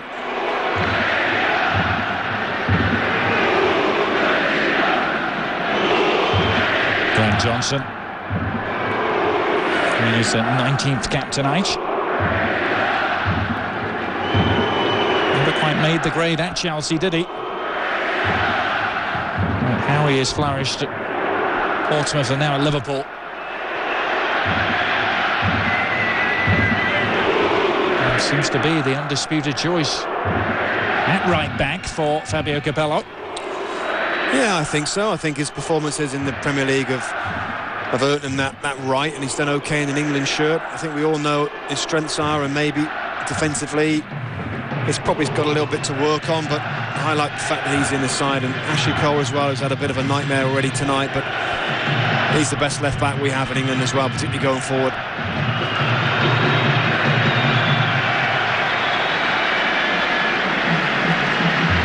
Of course, the great unknown is fitness and injuries, Robbie. It seems almost inconceivable that the first choice starting 11 will all get through unscathed to South Africa next summer. Well, it seems every major tournament with England, particularly in the World Cup, there's going to be some kind of injury drama, some broken bone or, you know, on one of our best players. And I suppose I'm just waiting for that to happen near the end of the season. I think probably if there's one player that you don't want anything to happen to, for me, it's obviously Wayne Rooney, and the way he's played and the way he's playing for Manchester United right now in England. He's our best player, and I hope he stays fit.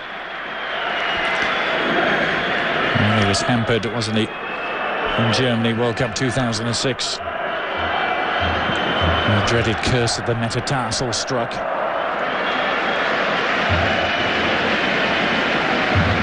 Really attracting quite a lot of interest in the English media during the week, saying it would be nice to see Portugal not get there, and they took that as perhaps a little dig at Cristiano Ronaldo, but he came out and said that genuinely he doesn't want to see Portugal one of the main rivals there. He'd rather they weren't there. Well, yeah, why not? Why not say it? He's being honest there, isn't he, Wayne Rooney? none of this, we want to see the best players in the best competition. And I think he's thinking purely of himself and with England. If they're not there and he's not there, then England will have a better chance of progressing, and he's absolutely right. It is Portugal who have accounted for England in the last two major tournaments they've been in. 2006 in Germany and Euro 2004.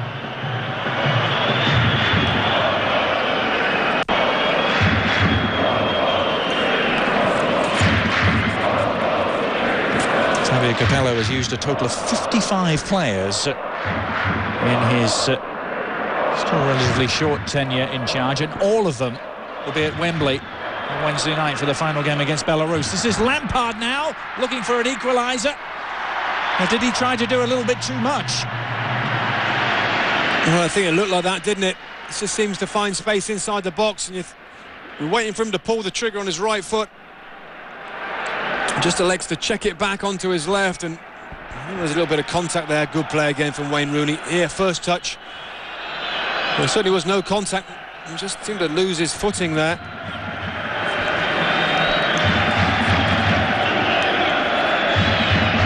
Yeah, how about that, Robbie? Fabio Capello inviting every single player he's used, and Michael Owen as well, to be at Wembley on Wednesday night. He's pretty much publicly come out and said there's no guaranteed spots. All places are still up for grabs. Well, I think it's great. I think he's keeping everybody involved, being part of it at Wembley during the week. It's been a great effort by the squad and certainly the coach. And one thing I think of in this, is how important a coach is, isn't it? I mean, these are pretty much the same group of players that McLaren had, and the way that we were a disaster in the Euros qualifying, and yet it's the same group of players with one man. The coach is different, and look at the difference it can make in a team. Now Johnson. It's been a much more positive second half thus far from England. And remaining on the front foot, Ashley Cole finding Rooney. Rooney looking for an opening and trying to engineer one from distance. Well, I think he's played well, Wayne Rooney. He's out on the left-hand side now, but he will try and come inside and be closer to Emil Heskey when he can. Timoshuk's done a good job, as I think we knew he would. That defensive player in front of the back four.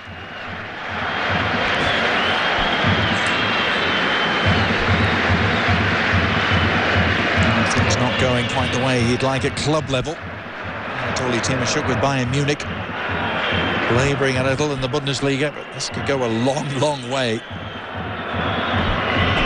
to making amends if the Ukraine can hang on here.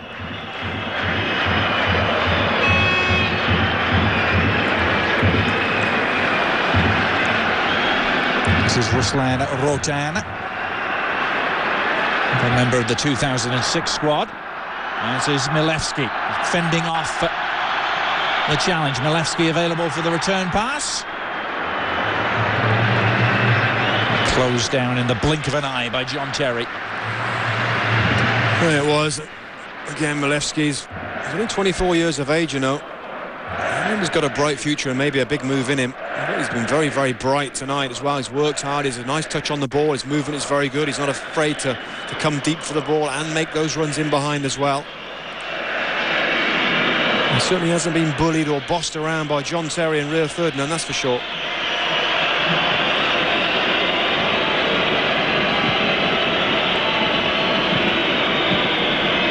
He's got both height and pace. Artem Milevski. It's Michael Carrick, who's denied by Kucher.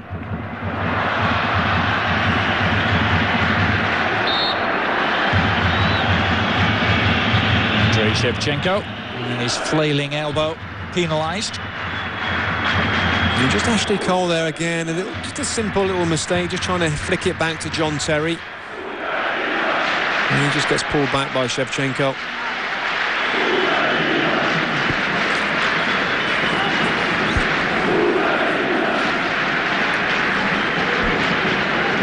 Shevchenko at the age of 33, perhaps to finish his national team career with another appearance at the World Cup finals.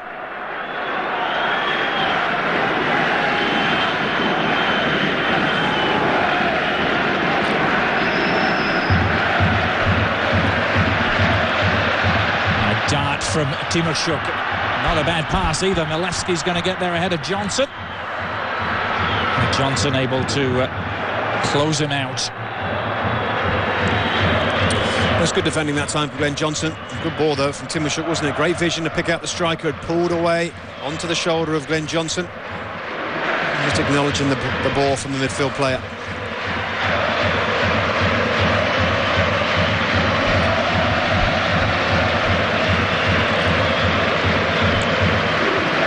Heskey.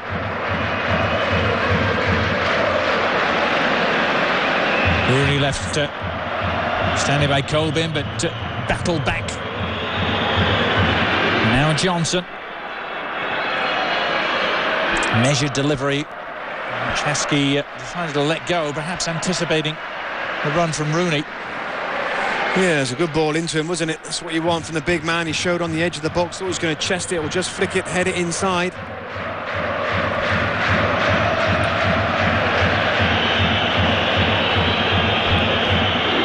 Referee Skomina deciding to allow play to continue.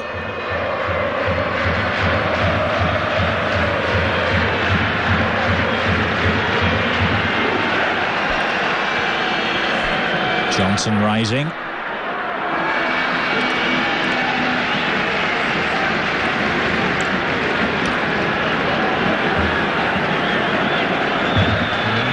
Stuart Pearce looking in the book.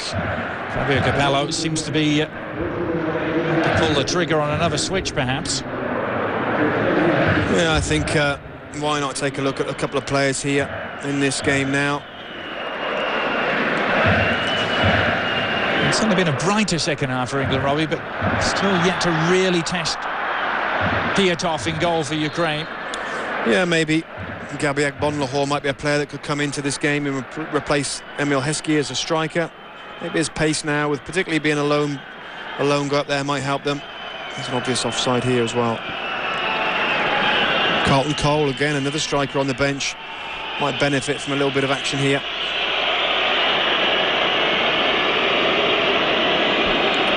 Rooney. Milner in his sights. The ball didn't quite get there.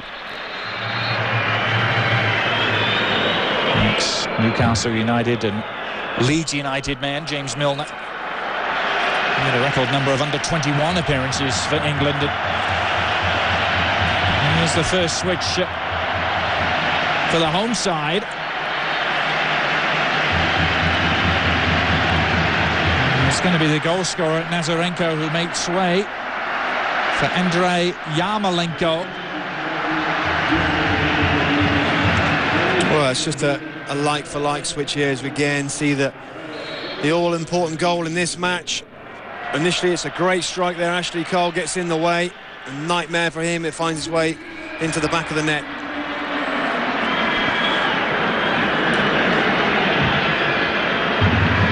Carrick shot blocked. Right at the point of delivery. Heskey has stayed down, but Rooney pressing on. Connecting with Lampard. Trying to force the issue, but Lampard could keep the attack alive. Likewise, Carrick. Now Lampard surging into space, and he was caught. He anticipated that.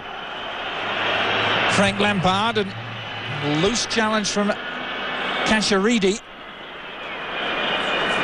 Yeah, he's going to get a yellow card as well, Kasharidi. Young centre-half. Good intricate play from England. Again, Rooney at the heart of everything that they seem to do going forward at the moment. And Frank Lampard just nicked the ball past the centre-half and then felt the full force of the challenge there. That's the important part. In good position. He anticipated the mistake, didn't he? He was on it so quickly. And now, that's the first such situation all night long for England. Rooney and Lampard, who are standing over it, and a moment of peril, perhaps for Ukraine's World Cup hopes.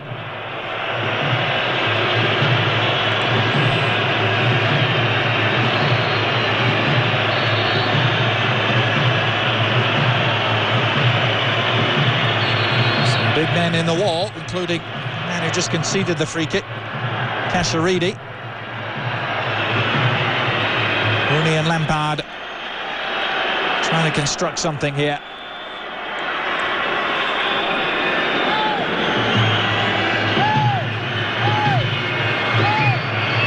I'm sure there's a player they're going to fly out from the end of the wall here. Is this just, if Rooney's just going to touch it to the side for Frank Lampard, there'll be a charger.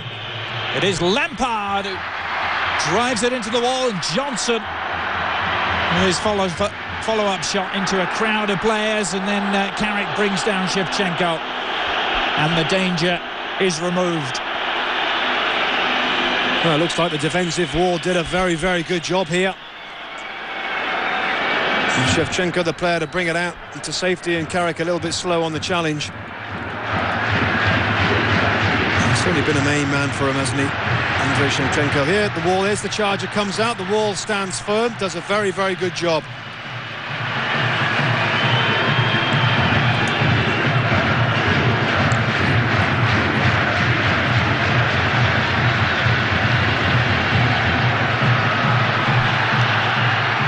Have a chance.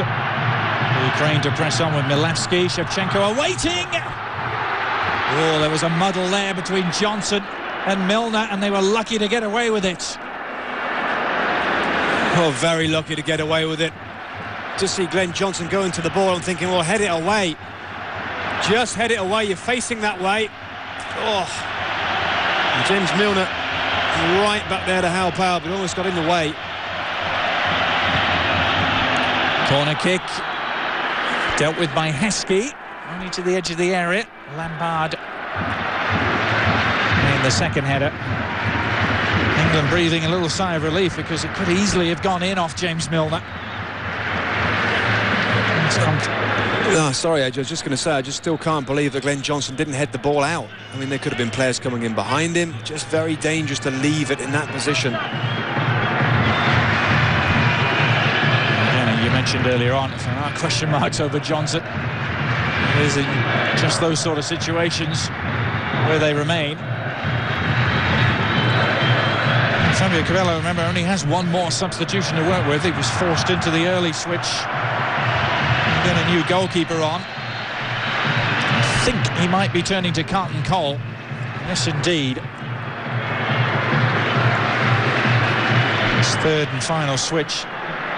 And he brought on David James and James Milner. And it's Cole for Heskey. So another chance to look at the West Ham man as a potential partner for Wayne Rooney. Yeah, and I'm excited to see him play as well, because I think he's a player that could really, if he gets the right run of games, he gets the confidence, could make a big difference to England. He scored 4 goals in 7 games for West Ham this season. He's confident for them, even though they've been struggling of late.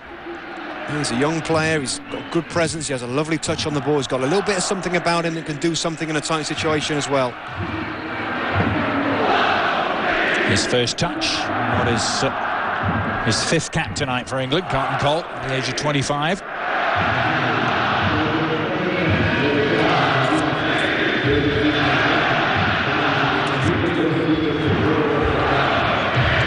Back to Piatov. Milevsky is receiving an elbow to the head from John Terry. Just reaches in with his left arm, brings the ball down nicely. The referee didn't like the reach in though, the elbow around the head.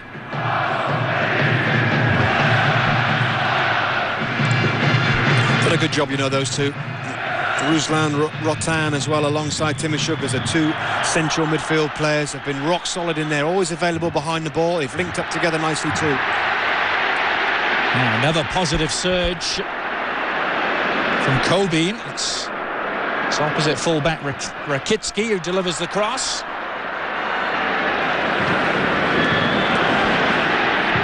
And a long-range drive. Timoshuk fancying his chances from an improbable distance. Well, he certainly is. He's a long way out. David James just scrambling a little bit. It must be all of 35 yards there, Timoshuk. His 90th appearance for Ukraine tonight. He's only ever previously scored 1 goal for his country. Who always wears number 44 for club, T44 they call him.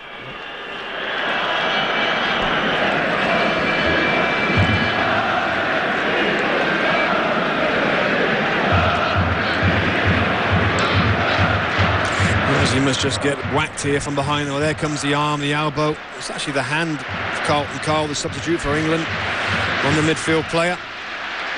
Cuffed him round the side of the head.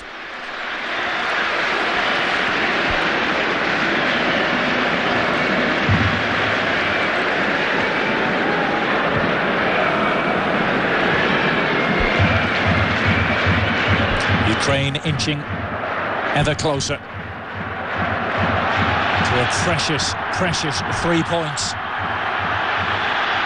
This is Alexei High, who went in with studs up perhaps against Ashley Cole. Milevsky. Yeah, I'm not sure about that one. I think both players were diving in the same thing. I think Cole's equally as high. It's a good 50-50 challenge for me, that one. They're both trying to do the same thing, win the ball, and the slide that go to ground. If I was a referee, just can let that continue.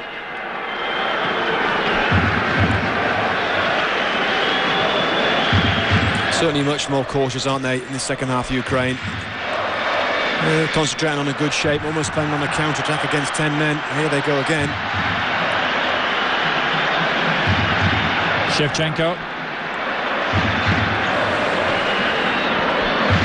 Rotan inside, Milevsky able to stay on his feet.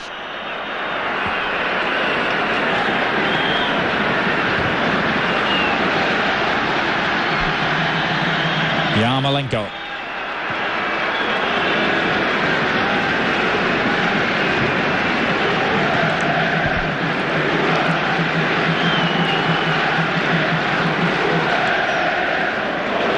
England's bid to sail through Group 6 undefeated. It's looking on increasingly shaky ground. Certainly their 100% record looks in real danger now, Robbie. Yeah, I suppose the two toughest games you'd think in this group would be away in Ukraine and in Croatia. Obviously Croatia, they got a fantastic result. I suppose in any away game as well, you want to keep it tight in the first 15 minutes. They couldn't do that. Now Shevchenko. Well, the offside flag is up. Wouldn't have counted.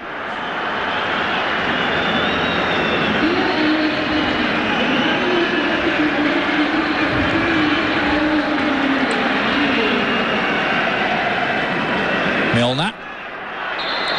And make something out of very little, and has done that.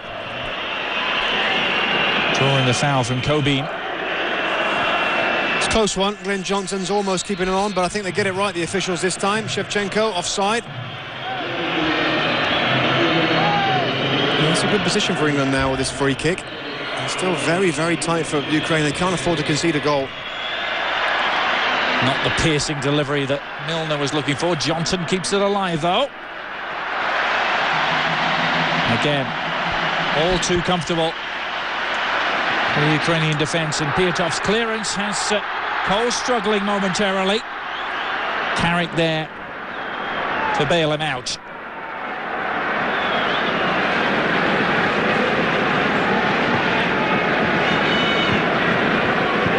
Interesting to read England's former manager Sven-Göran Eriksson during the week saying that he thinks this side is a lot stronger 4 years on, albeit many of the same players, Robbie. He feels the players are peaking at the perfect time in terms of where they are in their careers. I suppose so, but I look back at that particular squad that he had, and I thought that we had a great chance with that particular team. I thought they were in their mid-20s. Maybe they're a little bit older now. Some of the players like the Gerrards and the Lampards and the, John Terry as well, and Rio Ferdinand.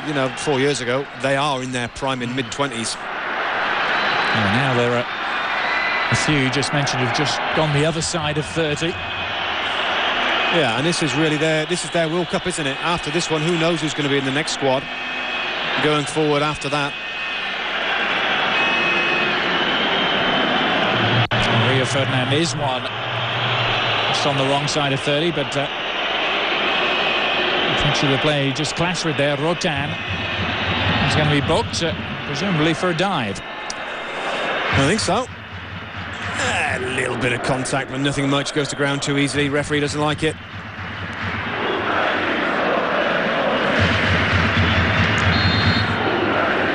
Ruslan Rodan, who used to play alongside Serhii Rebrov, club and country. It's a sloppy pass from Timashuk, cut off by Johnson. Johnson saw the opportunity evaporate. Now a strong counter-attack, and what a pass that is! This could finish it for the Ukraine, but David James to the rescue. And the follow-up tackle made by Ashley Cole. It was Yarmolenko, the substitute, who could have put it beyond any doubt. Well, a quick breakaway from Ukraine. England got caught going forward. Glenn Johnson got caught a little bit on the ball. John Terry's in an awkward position defensively. Sorry, Rio Ferdinand it was, the last man back there. But give credit to David James. It's a good save. He stands up as long as he can and makes a save with his legs.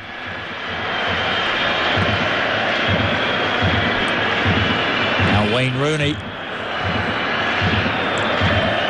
Well, they've had their opportunities, haven't they, Ukraine, to put the issue beyond any doubt at all. You think of the two posts hit in the first half, the wonderful save by David James early in the second, but still it's only 1-0. Still, there must be an element of anxiety and worry and doubt. Yeah, it's just his standing leg gives way a little bit. Yarmolenko, as he strikes the ball, he does everything right, really. He composes himself, he takes his time, he looks where the goalkeeper is, just elects for a low shot with power. It was a good save from the Portsmouth goalkeeper.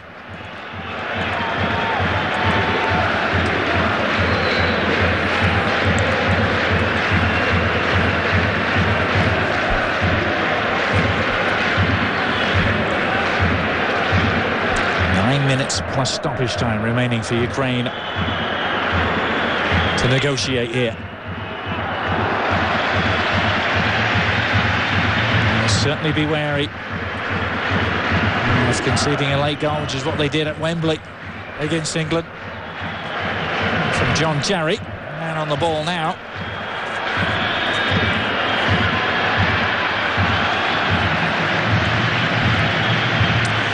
Just a little under 10 minutes now, Adrian. I mean, how often have we seen it where a team should kill off another team and yet they concede right at the death of the game? This would absolutely break the hearts of all the fans here and everybody concerned with Ukraine if they did it again here with England, because that can make all the difference in the world. And it's a game in which England have rarely, in all honesty, looked like scoring. Genuine chances have been almost non-existent. Think of Frank Lampard's effort in the first half. Yeah, he had another little half chance, didn't he, going through in the second half with the through ball from Wayne Rooney. He just kind of maybe made the wrong decision inside the box.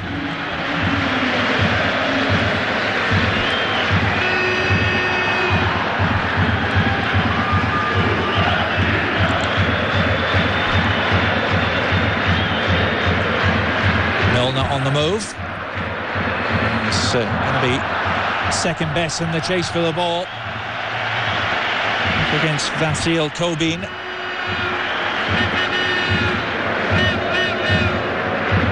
I don't mind this for my wide player. Just let him know he's going to be in a game. He's not going to just be allowed to usher this ball out of play. Strong challenge from Milner.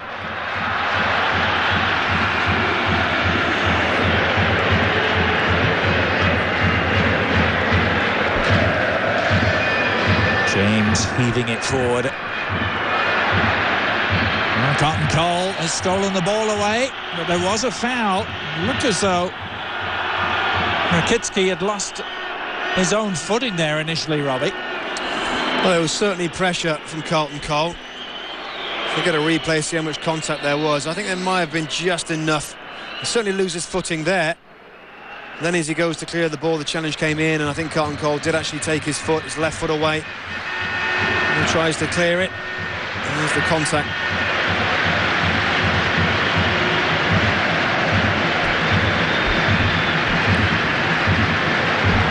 Shevchenko. Still Ukraine go in search of the knockout punch here. Timoshuk. He was encouraged to try it by the crowd, but sensibly thought otherwise. Now they've given it away. Carrick looking for Carlton Cole. They're asking too much. Yeah, a couple of last balls from Michael Carrick haven't been the best, and I don't really think he's taken his chance very well tonight. I know it's a difficult one when you're a man down, but he hasn't really controlled possession for any kind of length of period, Michael Carrick. Carrick preferred to Gareth Barry, or what was perhaps the only unexpected choice in the starting 11 by Fabio Capello. He's now just 5 minutes away from experiencing his first competitive defeat as England manager. It'll be a harmless one in the grand scheme of things, Robbie, but it'll taste bitter nonetheless. Yeah, I just think he'll be concerned with the defending again and the mistakes that were made in the first half, and you just can't, at the highest level, you can't do that. It'd be interesting to see how he feels about Robert Green for his part in that big moment in that first half. Very difficult for goalkeepers nowadays, isn't it? The strikers are so quick and they've got to come out, they go to ground, they slide into players, they have to be so sure they're going to win the ball. They're just a little bit late on it, Robert Green.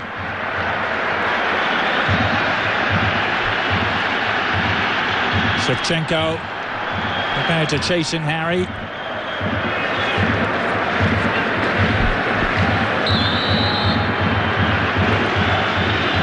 Yeah, it's a clumsy challenge, isn't it? He holds his hand up, but that's a clumsy one. Should get booked for that, really. From behind, nowhere near the ball. Bad challenge. And two former teammates. The handshake afterwards.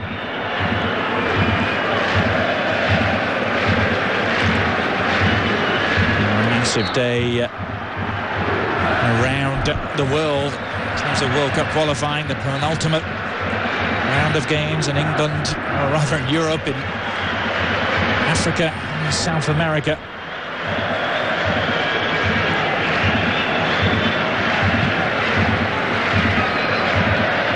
So many spots still to be claimed. Ukraine know their qualification process is far from over. If they do go on and win this game and go on and finish second in Group 6, then it's into the playoffs for them, and the prospect of being one of the lowest seeds as well, perhaps having to face a France or a Russia or even a Portugal. Yeah, you're right. There's so many permutations right now with a couple of games left, but you're right. I mean, it's going to be a difficult game for them. The Republic of Ireland have complained about that, this seeding process. So different to 4 years ago for the Ukraine, where they were actually the first European side to qualify. They won their group. They included Greece, Turkey and Denmark. Sailed into the 2006 finals.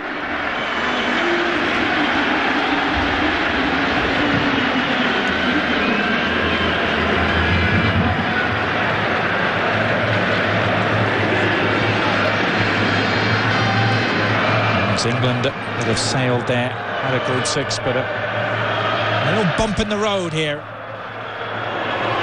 A bumpy pitch at the Dnipro Arena.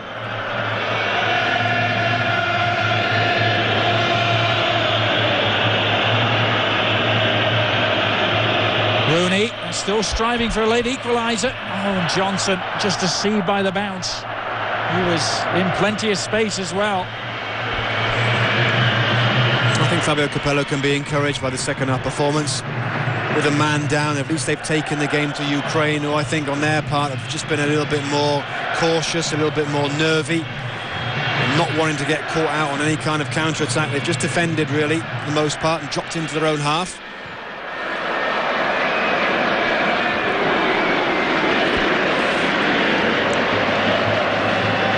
And the top scorers in European qualification, England, just a couple of minutes away, being held scoreless.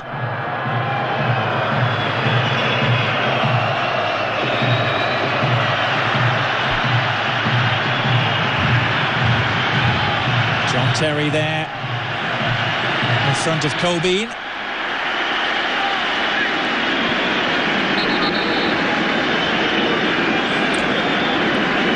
Oh, it's Milner again.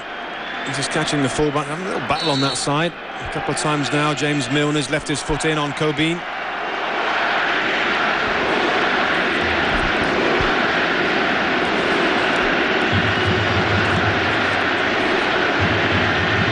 A wall of noise resounding, circulating around the Dnipro arena. This is almost a historic night for Ukraine, but could it be snatched away by Rooney? Well, it so nearly was. Wayne Rooney with a fierce drive. There's Carlton Cole, who brought the ball forward. And Rooney's just trying to lay off the ball, slice across it. You can see the bend, the fade of the ball, not enough to send it into the back of the net, but a good attempt all the same.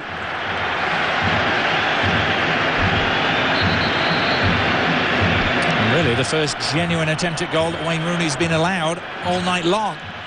First touch is very good, sets it up nicely. It's on the half volley. You can see the way his foot's moving. He's just trying to slice it a fraction. If that had gone in, and maybe been celebrated in Croatia even more than it would have been in England. It's Croatia. And we're going to be on the wrong side of this equation ultimately. If it stays like this, just 3 minutes away now, Ukraine. Potentially the biggest result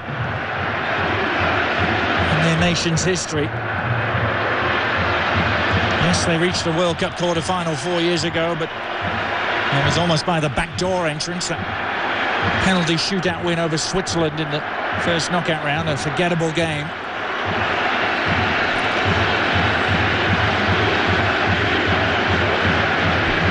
This will put them in the driver's seat. All they will have to do is go to the tiny principality of Andorra and get a result on Wednesday night. And you can't say they haven't deserved it on this 90 minutes display against England. Unbeaten, perfect record up to this point. This man, I think, has been colossal for Ukraine from the first whistle. He's given everything. And after the disappointment of missing the penalty as well, I said that that wouldn't affect his general game, and he went on to have a fine match for his side here. Makes way in stoppage time for Oleg Husev, his Dynamo Kiev teammate.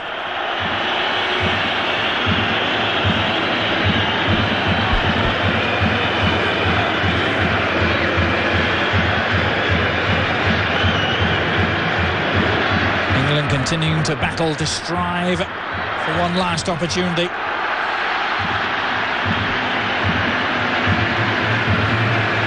Any mistake now could be a potential nightmare for Ukraine, particularly at the back.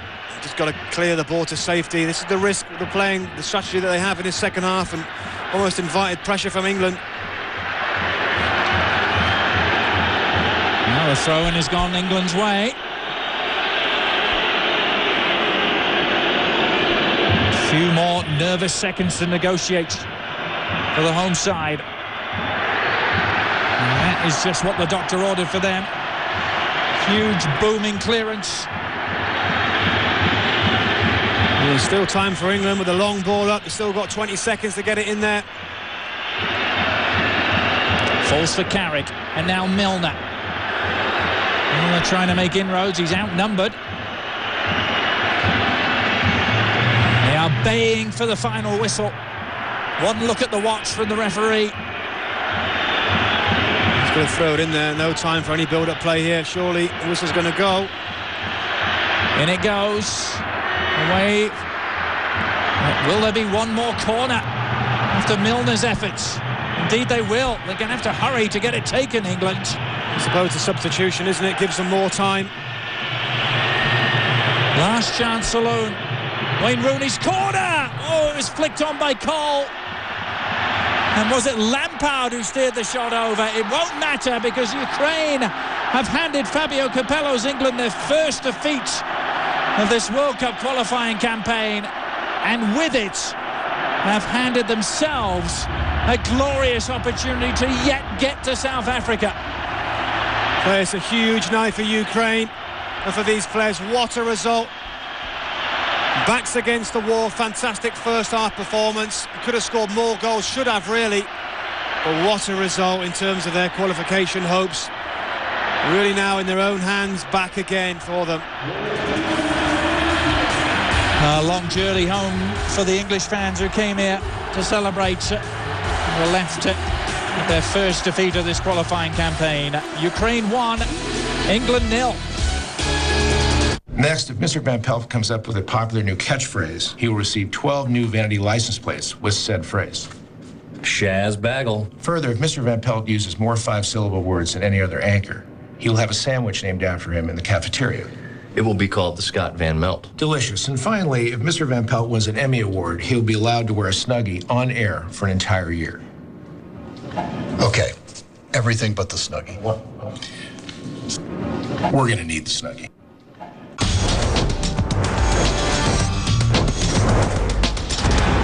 The play, back to his feet, Ramirez on to first in time.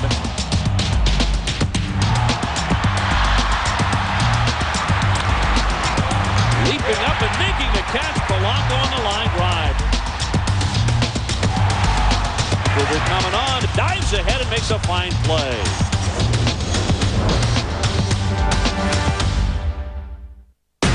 The time has come to separate the contenders from the pretenders. Looking for number 4, he's got it. 2 divisions, 15 teams, and the best players of the league. He has tied it. Fighting for a playoff berth and a shot for the ultimate goal, lifting the cup. The shot in the goal. The countdown has begun. The MLS on ESPN. For the latest and most up-to-date TV listings for ESPN and ESPN HD, log on to espn.com.au. It's the one-stop site to find out when your favourite sports are on in Australia and New Zealand. Click on the Highlights tab and check out a month-long schedule of programming. Upload your own video and be part of the ESPN exclusive Diamond Club. It's the one-stop site for the most complete listings and highlights on ESPN and ESPN HD. espn.com.au. Log on today. The European World Cup qualifiers are coming to an end. Oh, it's an open header! Oh, the opening goal has come! The battle for a spot in the next World Cup is on the line. 13 teams will represent Europe in South Africa 2010. And this is the moment of truth. And that is game over. Later today, don't miss Ireland, Italy on ESPN. Well, defeat for England in a competitive international, new experience for Fabio Capello, but what delight here in the Ukraine as they put themselves in the driver's seat to finish second now in Group 6. All they have to do is go to tiny Andorra and get a win on Wednesday night. This after a famous victory against England, Robbie. Well, I think any time any nation beats England, it's going to be a big night. I think you can sense it from the atmosphere in the stadium after the game, what it means to this nation to get where they are. As you mentioned there, I can't imagine they're going to fail at the last hurdle against Andorra. Well, the big Scandinavian scrap is underway. Denmark 0, Sweden 0, just about 12 minutes into that one. Switzerland have put themselves right on the doorstep of a World Cup place now to the 3-0 win against Luxembourg. Greece and Latvia will still be hoping to catch them, but one of them has to win today for that to happen. Full-time results in Group 4, which is all over now. Germany have won it, and Russia will be looking for a route to the finals via the playoffs. Yeah, and that's a nation that's going to be difficult, isn't it? If the likes of Ukraine pull out Russia, that's going to be a difficult playoff game. Yet another win for Spain against Armenia. They are already safely through, as were England. But now it's Croatia that are left to rue Ukraine's victory. Croatia on the outside looking in with one game to play. Yeah, I mean, there it is. They're a point ahead. Ukraine now just win their last game, and they are in. Croatia travel to Kazakhstan. Ukraine travel to Andorra. England will be travelling to South Africa, but it won't be with the perfect record that they were craving here in Group 6 after this defeat. Hope you enjoyed our coverage from Dnipro. It was a presentation of ESPN, the worldwide leader in sports. My thanks go to Robbie Mustoe and all our crew working tonight's game. I'm Adrian Healy, and we'll talk to you next time.